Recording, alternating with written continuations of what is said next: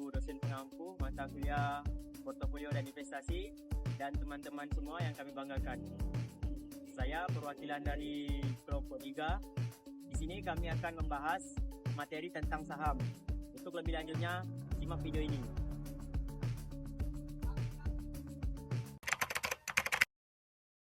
Pengertian saham. Saham itu seperti bukti kepemilikan suatu sebagian perusahaan. Nah, jika kamu beli saham, berarti kamu memiliki sebagian dari bisnis itu dan bisa mendapat keuntungan dari lewat dividen atau kenaikan harga saham.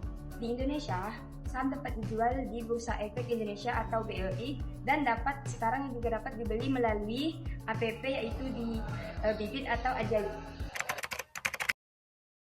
Baiklah, di sini saya akan menjelaskan mengenai karakteristik saham melalui analisis risiko.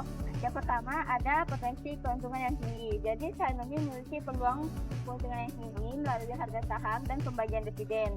Kemudian yang kedua, ada risiko yang tinggi. Jadi semakin tinggi peluang keuntungan saham, maka semakin tinggi juga risiko yang akan ditanggung oleh investor.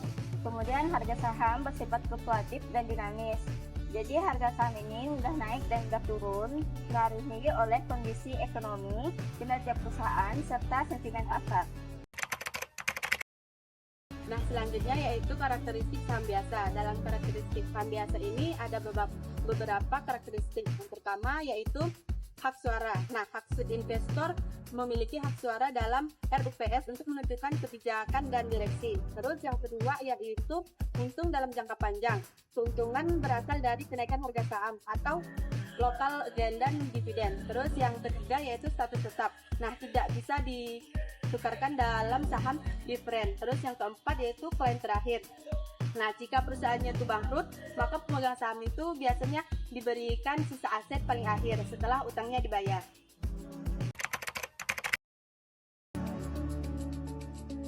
Mas, ada yang nanya tentang saham preferen.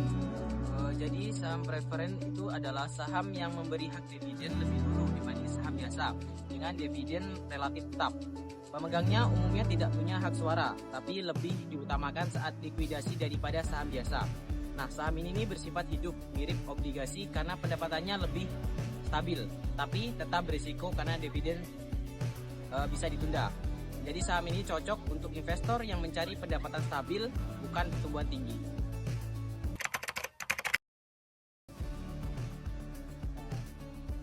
Tip, ada nanya nih tentang penilaian saham tuh kayak gimana?